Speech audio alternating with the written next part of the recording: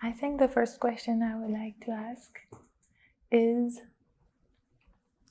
what brought you here in this world? You mean like into creation? In like a body? Oh, well, I'm one of those people that believe that creation was created by the Creator, and that creation, everything in creation was created in the beginning. That is, at the single moment that creation became, and all the potentials and possibilities inside of creation is already there, and we as characters of that phenomena play it out as best we can. And inside of that journey of playing out this character, we become who we are from that very first beginning before becoming an individual entity, straight on through. So it's from the creation, very beginning of creation, and it's probably not my will to be here, but since I'm here, it's cool, you know.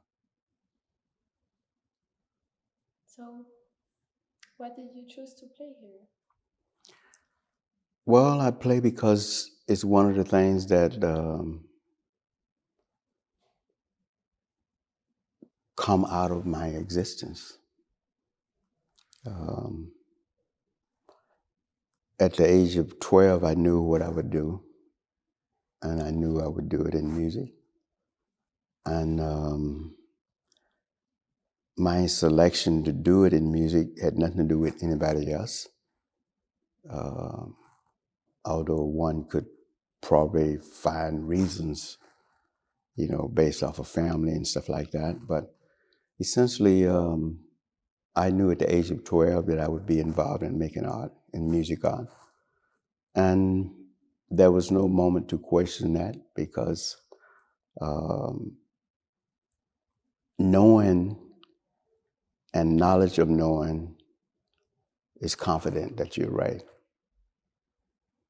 And sometimes you have certain markings in your life that make you feel like you're right. You see, just making music or beginning to make music at 12, that's an okay possibility. But also I started composing at 12. And when you do that, you know something about yourself pretty clearly. So that's the reason I make art. Do you have an idea of what you are in relation to this world, this dimension that we are at here? Well, you know, living is the big thing about being alive, okay? And I don't really separate it in terms of one dimension or another dimension because alive and living is a whole spectrum of awareness and consciousness that cannot be actually mapped completely. And so the word, to be living or alive kind of capture all the possibilities of thinking about here and now and other aspects of dimension. So it's just about being alive and understanding that, with the challenges of choices and decisions. That's kind of where it's at. And do you feel that the way you are alive and the choices and decisions that you make have an impact on other people? Well, I know for sure my family. The rest of it, I'm not sure of. And not only that I'm not sure of the rest of it, it's just not so much important because your family is the main structure of your unification here. And if I have an impact there, I've already created something that's going to impact further and further down the line. And it's going to be regenerated over and over. Whereas, like, in terms of other people and other aspects of society, it's going to affect that as well, but it's not important for me to know that. And I can give you an example. When I make art and there's one person there or 50, 100,000 billion people there, okay, it's not important to know that I touched them, okay? But somewhere along their life, it becomes aware to them that they were touched in some kind of way. And to me, that's enough truth. I don't have to worry about whether I know it or not, or whether the impact feels like I'm a part of the impact. Because, you know, every human being from the very beginning to the end is exactly the same human being, if we speak of it in a true sense of the word. And it will be the same in the other end. We just have this multiple dynamic of aspecting ourselves away. Like, for example, I think the first principle of thermodynamics, which is the law about generation, it talks about the idea that everything's already here and it takes its shape by collecting itself in certain kinds of energy. And that energy is the same as any other energy. The energy of thinking, or the energy of manifestation as a person, or the energy of making a sound. They're all energy forces, you see. And it cannot be created or destroyed because it's already here. And this brings us to a very strong idea about the human being. The human being said, well, beautifully, I'm a very creative person. Well, that may or may not be true, you see. Creativity, we often claim it, but it's not our gift, you see. Because whoever makes a creative gesture, it has come through inspiration. And at one moment, that inspiration was not with that person. So that tells us that it's actually come from somewhere else, and that person is actually a vehicle. You see, so the impact works the same way. You know, it's part of what it is. That is the environment of being in this collective human body, a family, human family of bodies. But the impact is cool. It's going to happen. It's going to happen. And I don't mean from me or from you or from somebody else. It's just going to happen because this whole instrument of humanity has to perform. You see. So when you put a band together, is this a way to like combine another kind of family? Well, it is another kind of family. And I like to use the word ensemble. And the reason for that is because there are certain kind of principles that affect the relationship of an ensemble. That is how it relates and have meaning for each other, and what's the force that generates its presence. That is the ensemble presence. It's a family, meaning that there's a collective of different individuals. It's a kind of a nucleus family as opposed to being a biological family or a relationship family. It's kind of a nucleus family. People come from different backgrounds and different kinds of ideas about how you do things. But in the context of an ensemble, those ideas are modified by the worldview of that ensemble leader. And that worldview takes these modifications coming from these other individuals and kind of, make it function in a proper way. Okay, that's important because normally in almost every generation, people look for ways of getting past this responsibility of leadership. And it only works if there's a particular controller of the worldview. If the worldview is a general view of everybody in that ensemble, it's going to function for a moment, but at some point it crashes. And the reason it crashes is because nothing can survive multiple directions of pulling and shooting of information. Nothing can. We have no moment in our historical journey as collective human beings or in our imaginary moments that can justify that it can happen. A mechanical operation, it's centered around that same kind of control or intellectual pursuit of communication. It's centered around that same thing, So the ensemble, the key to the ensemble development is that first, to understand the responsibility of leadership, and secondly, the responsibility of consensus. Okay, and by what I mean by consensus is that even though you have a central leader, okay, the leader that have great intelligence collect the opinions of the other members of that ensemble.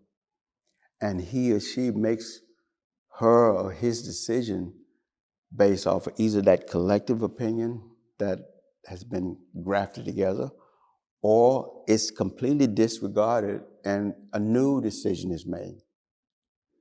And when the collective decision is accepted and made, each person in that collective is responsible for that collective decision. And the largest set of truth is that when the individual individual leader makes the decision after taking the consensus and disregarding the consensus, that decision is also made by every member in the group. And that's what creates success. That's what creates the vital life force of an ensemble or a collective. You see? And it's just the way things are, Every group of something, elephants or birds, all kinds of insects like ants and so, every one of them are those communities. Every one of them take their lead and move through the responsibility of leadership. And the human being is no different.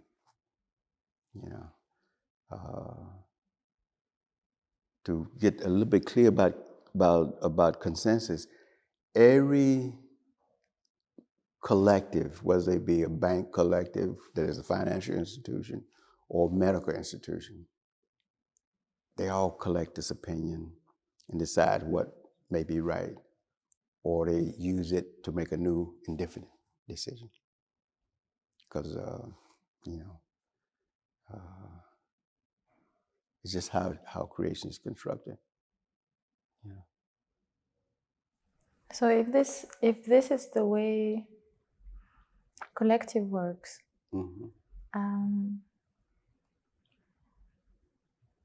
so how is this a utopian model rather than? It's not utopian. Yeah, that's the sense of my question. Yeah, no, it's not. Because that's how people think about it, though, really, that it's a utopia. No, it's not utopian. What is utopian is impossible. Well, but what I'm talking about is absolutely possible. Yeah. And there are huge societies that have been built around that. And I can give you two of the most important ones that I have read about and studied. The first one happened in ancient Egypt and through this fellow by the name of Akhenaten. Okay, Akhenaten created a city, which meant the city of the sun, where everybody in that city was a follower of that philosophy, okay? And it was a very unified city. It created this nice harmony, okay? When Akhenaten passed away, less than 17 years, that same society fell apart. And it fell apart because nobody achieved the kind of leadership responsibility to hold it together. And we see that happening all through the models of life in other kinds of parameters that, like, for example, great organizations, when they pass away, when the key architecture or the person that's responsible for leadership go, that thing goes. But let me give you one that survives. Look at Sunrise Orchestra. Sunrise Orchestra has survived. And it survived why? Because Marsha Allen took the responsibility of leadership in that collective. They live as a collective. They don't live as one individual. They live as a collective. That construction is a pool, communistic community. You see? So there are different models that makes it work, you see. And there are other models that we look at, but people often refer to them as utopians. Like, for example, Martin Luther King, the moment they start celebrating any historical landmarks in his life, they announce and say that his views were utopian. When in fact, justice and human rights and freedom, that's not a utopian concept. That's an ordinary concept. That's a common concept. You see? So that's why I say it's not utopian. Yeah, I used that word because I thought you used it. Mm-hmm. No, I kind of fight against utopian because it's a kind of a dream world.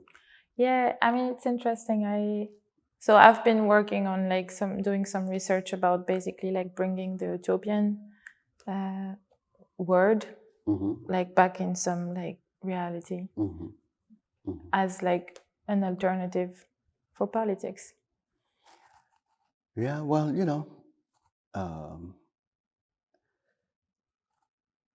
how would you do that? Well,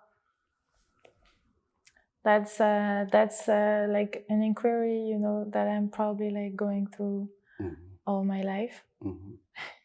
I just feel that there's something that is that sounds a little out of tune, like in the political setting of things. I don't quite know what, and I feel that there's like something more relevant in the way we make happen like some collective decision within the art, context. Well, the most successful use of collective consensus is in the concept of ensembles and performance. And the problem with politics, the root of that lies in education. And the education problem is that it has effectively developed principles that does not educate. And it's not here just in America, but it's every society on the planet has adopted this model of non-education. And they create these public societies of people who are not able to acquire the ability to make clear decisions. And that's really the root of it. The politics itself is the result of a broken, misfed, untrue information through our education systems. They every one of them have been falsely designed.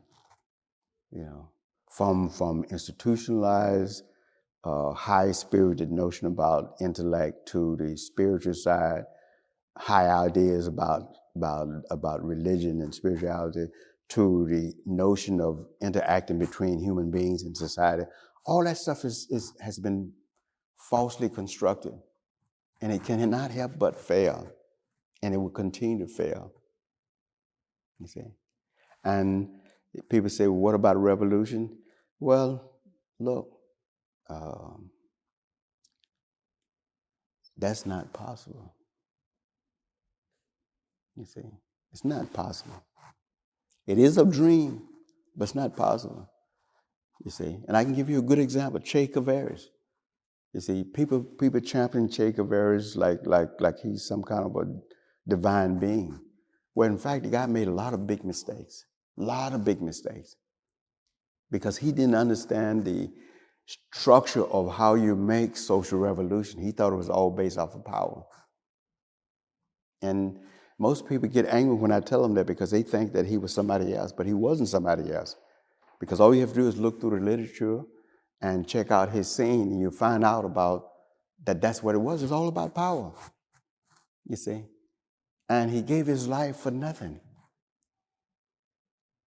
The thing that he wanted to break down, he confirmed it by being this sacrificial guy for this phony idea. And that's what's happening. The education has prepared us to make decisions that are not good for everybody, not even ourselves. You see, so that's how our problem exists, and the proper education will do it. You see, and you can go, one can go, us can go, I can go through these same systems, and if you have that quality of freedom and this opinion that you can find within the context of this diverse, broken system, that little diamond that's there, and cultivate that diamond for yourself, and still walk amongst the same crowd, that it's the same population, the same society, but there's something different. That is, you walk as a free being. You know that the system is broken. You don't take the system broken stuff and put it in your pocket as reality. You only take the diamond from there and put it in your pocket.